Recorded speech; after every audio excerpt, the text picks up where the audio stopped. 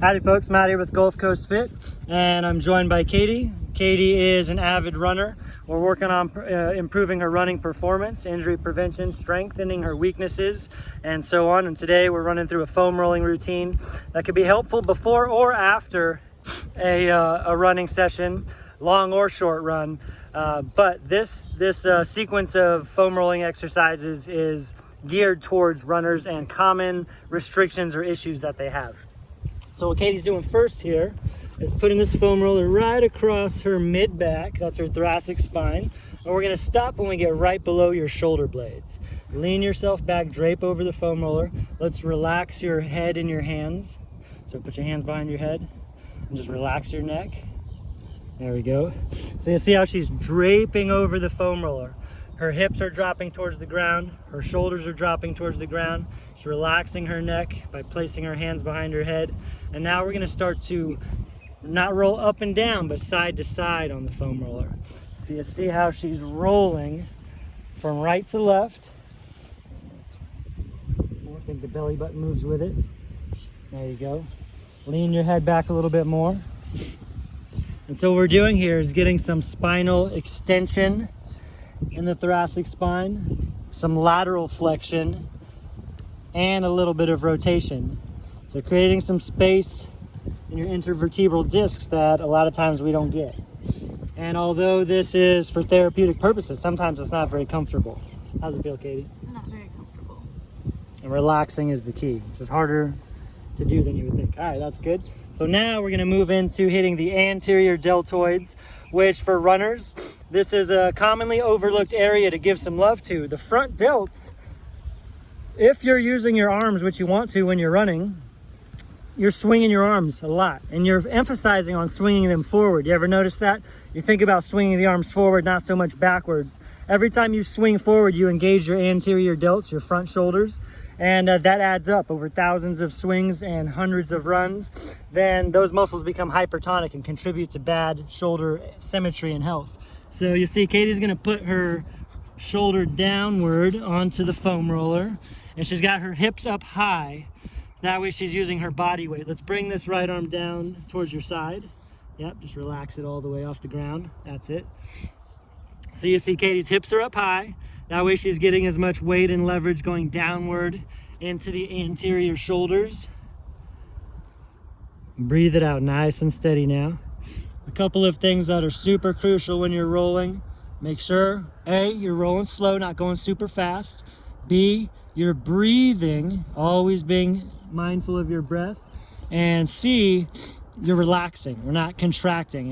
And all of those things sound very simple, and they are, but easier said than done oftentimes. So you see how Katie's arm is down by her side. And when you're doing this, you can go palm up like she is, or you can supinate and go palm down, opening up the shoulder a little bit more, which hits a little more of the internal rotators. How's that feel, Katie? Good. All right, so moving right along, we're gonna go into the hip flexor region, right in the hip crease.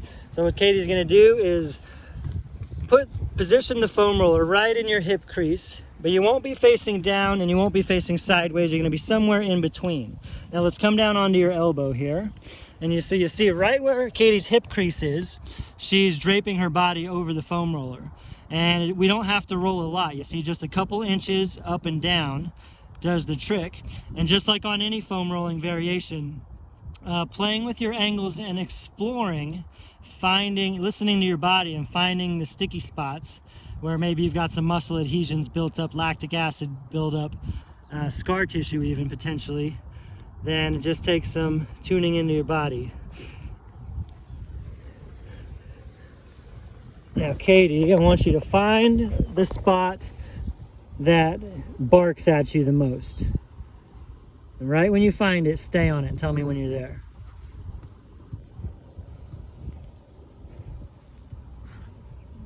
Face down. Right here. Right there? Okay. So Katie found a sweet spot. And what we're gonna do now, are you in the camera? All right. Is stay there, but you're gonna bend and extend this bottom leg while staying on that pinpointed spot. So when you find a knot, some muscle adhesions, instead of rolling over it like a rolling pin, you can just stay on it and move that joint around. See, she's flexing and extending her hip, which is going to help release that a little more effectively. And it doesn't feel pretty, but it's like same as going to a massage. When they really find a spot that you need, then breathe through it, relax, and enjoy it. Let's switch it on over.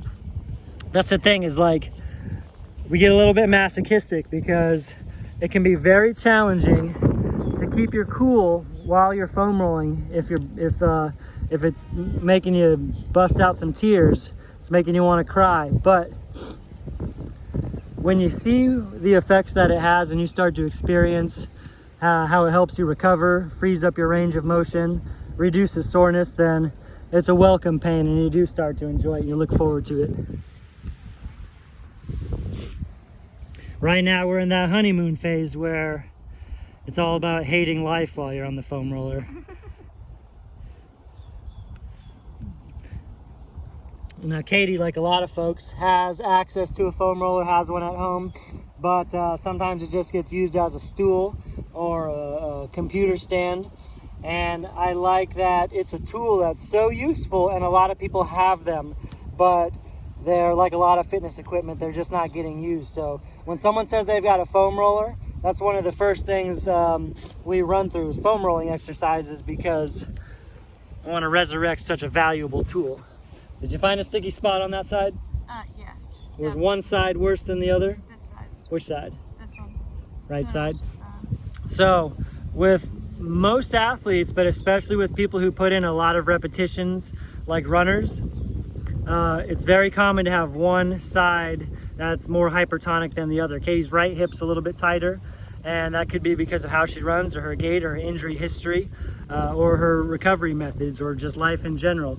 But if that's the case, and you find that one side really talks to you a lot more than the other, spend a little more time on that side. Put your marbles where you need it, maybe like a 60-40 split.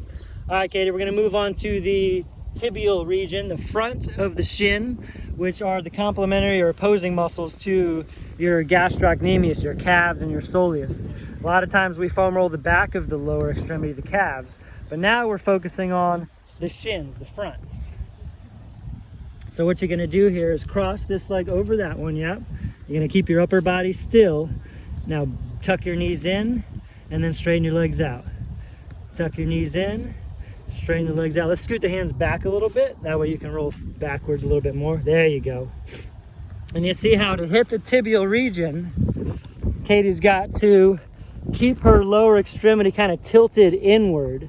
Her shin is not facing straight down, because if that was the case, she would just be rolling her shin bone.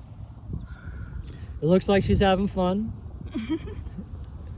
It's a little bit of a core workout at the same time. It definitely is. It's kind of like you're doing pikes. Yeah. Doubles up as an ab exercise.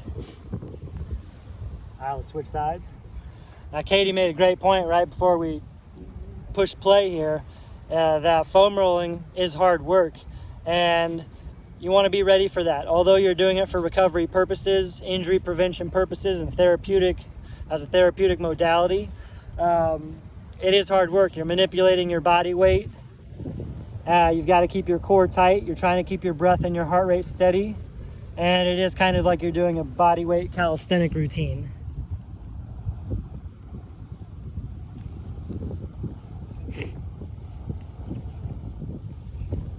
Let's get 3 more.